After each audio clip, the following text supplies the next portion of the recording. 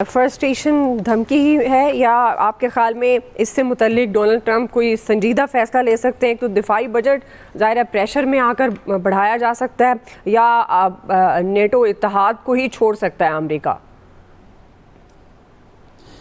सदर ट्रंप ने गैरत के ताने दिए, बुज़दिली के दिए, ताने मैंने दिए, सब कुछ किया और कहीं से वो कुमक उनको ना मिल सकी जो चाह रहे थे कि ईरान पे हमले में उन्हें मिल जाए। इखलाकी हैसियत में भी नहीं मिल सकी। आप देखें ना कि वो इटालियन प्राइम मिनिस्टर क्या कर रही हैं इनके साथ, ये उनके साथ क्या कर रहे हैं, तो मजाक बन गया। और ये पैसे खर्च कर रहे हैं तो बड़े बने हुए हैं ना।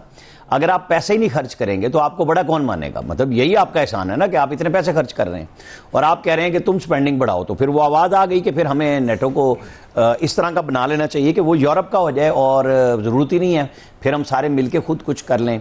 अगर अमेरिका को बड़ा भाई मानते हैं और बड़ा मानते हैं तो इसलिए कि वो पैसे लगा रहा है। अब वो जब आप घरों में बड़ा आदमी जो होता है, बड़ा भाई, बार बार रोज़ गैरत के ताने दे दे तो लोग कहते हैं यार अपनी बड़ाई अपने पास रखो। यही होता है हर जगह पे। सदर ट्रंप के साथ अब यही हो रहा है। ना इनकी कोई गैरत की बात सुनता है, ना इनकी धमकी की बात सुनता है। और उन सबको समझ आ गई है कि आपने अकेले पंगा लिया ईरान के साथ, आप इसराइल के बातों में आए और अब आपको हजीमत उठानी पड़ी है। तो या तो ये जंग जीत जाते, फिर बड़ी बात थी कि जी ईरान का देखे हमने ये कर दिया, मक्कू ठप दिया और अब तुम्हारी ऐसी की तैसी, फिर कुछ और होती। जब आप वहाँ पे वो मुआहिदा करके आए हैं जिसमें आपको कहीं से सवाए गपशप करने के कोई ये नहीं मिला पॉइंट के जी हम जीत गए। भाई ईरान का तो एटमी प्रोग्राम आपने पिछले साल जून में कहा था हमने तबाह कर दिया और वो कह रहे थे कि हम बना नहीं रहे। अब आपने कहा नहीं जी वो तो 60% प्लस पे चले गए। तो फिर आपने झूठ कब बोला था? आप बोल रहे थे, पहले बोल रहे थे, क्योंकि आपकी तो आदत है, आप सच तो कभी बोलते नहीं। आपने जब इराक पे हमला किया था तो क्या क्या किया था और किन इत्तेहादियों के साथ किया था? अब तो आपके इत्तेहादी भी साथ नहीं रहे ईरान पे हमला करने पे। तो सदर ट्रंप जो मक्खनबाजी कर रहे हैं इस वक्त बैठ के, ज़ाहिर F-35 बेच रहे हैं उन्होंने वहाँ पे और अर्दवान साहब लेना चाह रहे हैं। तो ये वो सौदा तो वो कर रहे हैं। आप देखें जब ये मशरक़ वुस्ता में गए, अरब ममालिक में, वहाँ से भी दौलत इकट्ठी करके लाए कि ये मुल्क इतनी इन्वेस्टमेंट करेगा, ये इतनी इकट्ठी करेगा। और कतर ने तोहफा दिया जिस तैयारे पे अभी ये उतरे हैं जो US एयरफोर्स 1 का, उसके बदले में उन्हें जवाब में ये दिया कि इसराइल के वो आए मिसाइल और उन्होंने हमास की क़यादत को निशाना बनाया और इन्होंने कहा जी हमें आखिरी वक्त में बताया और इसराइल ने कहा नहीं हमने इन्हें पहले बता दिया था। तो आपके ऊपर डिस्ट्रस्ट वहाँ पे भी हुआ जहाँ आपके सबसे बड़े अड्डे मौजूद हैं अमेरिका के गल्फ के अंदर। अच्छा, उसका अमली मुजाहरा इस दफ़ा ये हुआ कि जब ईरान ने हमले जवाबन किए तो आप अपने सिपाहियों को और फौजियों को बचाने के लिए उनके होटलों में और इर्द गिर्द पनाह गाहों में ले गए। तो उनको ये एहसास हुआ कि हम तो इसे लाए थे अपनी हिफाजत करने के लिए, अब हमें इनकी हिफाजत करनी पड़ रही है। और ये ना चाहते हुए भी जो कह रहे हैं कि मैं आया हूँ अर्दवान की मोहब्बत में, ये इनका एक ज़ाहिर है बयानिया तो बनाना है ना कि जब धमकी भी देनी है उनको कहना है बजट भी बढ़ाओ। अब अगर यूरोपीय यूनियन इतना बड़ा बजट बढ़ाएगी तो वो जो अपने लोगों को सहूलियात दे रही है तो वो उसके ऊपर कंप्रोमाइज़ करेगी, पीछे हटेगी। तो लोगों की पहले ही वहाँ पे बहुत ज़्यादा डिमांड्स हैं, तो फिर वो क्या करेंगे? लोग वो फ्रस्ट्रेशन का शिकार हो जाएंगे। ये वो नहीं चाह रहे। बहरहाल सदर ट्रंप का बयानिया रोज़ बदलता है। वो आज ये बयान दे रहे हैं और कल जब नेटो सरबराही मीटिंग होगी वो क्या करेंगे? वो लोगों के साथ हतक सलूक करेंगे, गपशप करेंगे, ये हमारे देखने का काम होगा। क्योंकि आप उनको गिरगिट की तरह रंग बदलते देखते हैं। वो कोई पायदार पॉलिसी मेकर नहीं है, ना इम्प्लीमेंट करते हैं उस पॉलिसी को जिसका ऐलान करते हैं। बस ठीक है, दुनिया को सदर ट्रंप मिले हुए हैं और हम सब देख रहे हैं। सही है यार साहब। तो अब ट्रंप बुनियादी तौर पे एक कारोबारी शख्सियत हैं।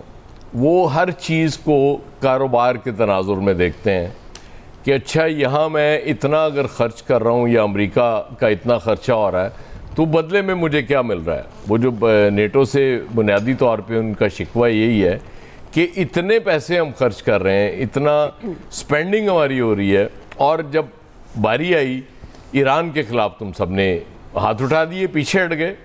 अब नेटो के जो एलाइज हैं वो तो अपनी जगह बिल्कुल ठीक थे कि भाई आप तो बिला वजह उस जंग में घुस गए ना, उसकी ज़रूरत ही नहीं थी। आपने इजराइल की जंग में जब खुद शरीक हो गए तो उसके बाद आपका साथ कैसे दिया जाता? फिर धमकियां उनका आपको पता है ना, वो तो उनका वतीरा है। एक धमकी उन्होंने वो फीफा के प्रेसिडेंट को भी दी थी कि जी उनके जो रेड कार्ड मिला था उनके प्लेयर को, अमेरिका के जो बेस्ट प्लेयर उनका था, तो उसका रेड कार्ड ख़त्म कराया, उसकी पाबंदी ख़त्म कराई, ना सिर्फ एक मैच के लिए जो बेल्जियम के ख़िलाफ़ था कल उनका, बल्कि पूरे साल के लिए उन्होंने मुअत्तल कर दी वो जो पाबंदी थी उस पर। अब उसके बाद फिर ज़ाहिर है बेल्जियम वालों ने जब वो 4-1 से मारा अमरीकियों को और वो बाहर कर दिया टूर्नामेंट से, उसके बाद फिर उन्होंने जो किट लगाई है अमेरिका की और ट्रम्प साहब की, उस हवाले से उन्होंने कहा भाई ये तो हमें एक नया इन्होंने मकसद दे दिया था इस मैच में कि अच्छा तुम लोग ये कर रहे हो तो फिर हम ऐसी की तैसी अब हम मारेंगे अमेरिकी टीम को, और आपने बिला वजह मार भी पड़वा दी। यही आपने ईरान की जंग में भी किया कि आप बिला वजह उसमें घुस गए और उसके बाद इतनी मार आपको भी पड़ गई, आपके एलाइज और जहाँ जहाँ अड्डे थे वो तबाहियाँ हो गई वहाँ, जिसकी वजह से फिर आप मजबूर हुए ईरान के साथ मुज़ाकरात और फिर मुआहदा और MOU साइन हुए और उसके बाद चीज़ें आगे बढ़ रही हैं। इसके बावजूद के चीज़ें कभी को फायरिंग भी वहाँ हो जाती है, कभी कोई मसला हो जाता है उस पर बिल्कुल। ये तो मतलब मैं तो इनसे कहता होता हूँ कि डीजे ट्रम्प बाबू हैं ये वो डीजे है जो अपनी मर्जी की धुन बजा देता है जब दिल करता है इसका कि जी बस इस वक्त ये चलेगी, और उसके बाद कोई पता नहीं नेक्स्ट वो होता है ना, कुछ लोगों का टेस्ट ही ऐसा होता है। आपको पता है कि वो एक आप सुन रहे हो ना, किसी दौर में कैसेट्स होती थी तो लोग रिकॉर्ड कराते थे, एक उर्दू गाना चल रहा है, एक पंजाबी चल रहा है, एक फोक आ गया बीच में, एक को भंगड़े वाला आ गया, एक कोई अंग्रेज़ी का आ गया, तो इस ये भी टेस्ट होता है। तो ट्रम्प बाबू के टेस्ट भी कुछ इसी तरह के हैं। उनको जिस वक्त जौन सा म्यूज़िक पसंद आ जाए, जो चीज़ पसंद आ जाए, और जाहिर है वो तुर्की की तारीफ़ें तो अब होंगी।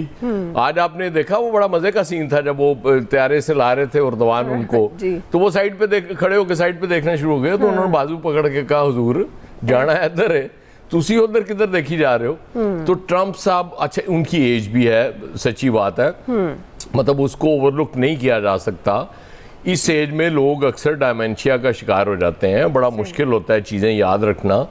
ये भी एक उसमें एस्पेक्ट है जो अमेरिका में उस हवाले से बात भी हुई, उनकी ज़हनी सेहत के हवाले से भी बातें हुई, वो बिला वजह नहीं हुई थी, क्योंकि आप स्टेबल नज़र नहीं आते अपनी स्टेटमेंट्स में, अपने एक्शंस में आप स्टेबल नज़र नहीं आते। आप किसी वक्त कुछ बात कर रहे होते हैं और फिर 10 मिनट बाद आपका वो डिफरेंट स्टेटमेंट सामने आ जाती।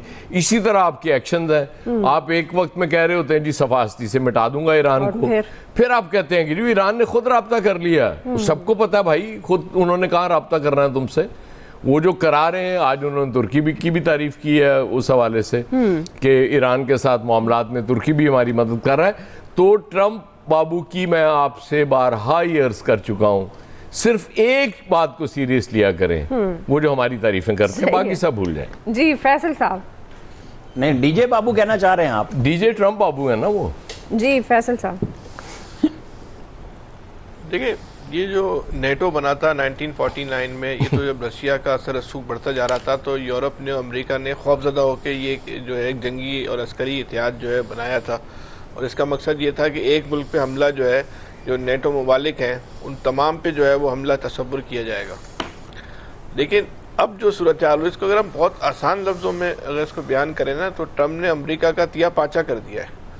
उसकी खारजा पॉलिसी के अतबार से, उसकी जो अस्करी क़ुव्वत के अतबार से, जो अमेरिका को समझ लें कि बिल्कुल दुनिया के सामने बिल्कुल एक ऐसा खुल के रख दिया है कि जो इसका एक रोब दबदबा था, वो अब वो रोब दबदबा नहीं रहा। अब कोई उससे जो है ना वो डरने को तैयार ही नहीं है, बल्कि बहुत छोटे ममालिक भी जो है उसको उन्होंने अमेरिका को जो है ना आंखें दिखाना शुरू कर दी। मतलब अमेरिका ये सोच नहीं सकता था कि यूरोपीय ममालिक वो कहीं हमला करे और यूरोपीय ममालिक उसका साथ नहीं दें, बल्कि उसको आंखें दिखाएं और मना कर दें भाई हमारी जंग में आपका जो है वो हिस्सेदार नहीं बनेंगे, आपके इत्यादि नहीं बनेंगे। लेकिन ईरान में हुआ, ईरान जैसे छोटे ने इसको अमेरिका को जो है ना नाकों में चने चबा दिए।